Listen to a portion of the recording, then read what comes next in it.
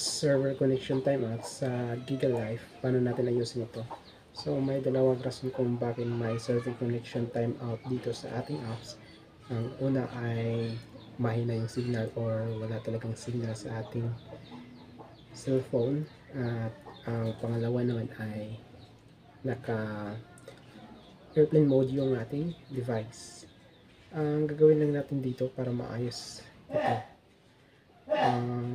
punta lang tayo sa ating settings, i-clear dito yung apps na GigaLife, i-clear dito natin to. Meron din tayong dalawang option para maayos ang ating GigaLife. Una ay i-uninstall yung ating GigaLife, tapos mag-install ulit sa ating sa Play Store sa GigaLife. So dito sa settings, hanapin natin yung GigaLife, tapos hanapin natin yung storage usage.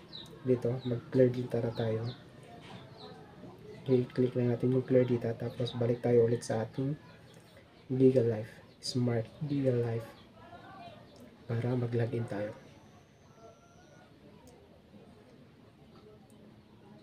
Kapag na-clear data na yung Smart GigaLife, babalik ulit yung sa bago. So mag-login tayo ulit sa ating number.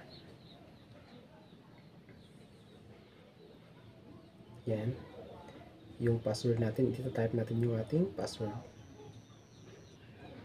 Tapos ilalagin.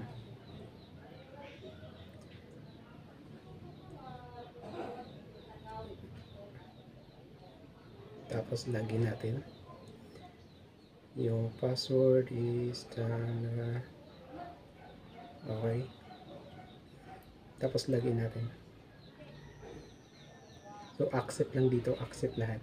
I-check mo lahat yung agreement dito sa ating GigaLife.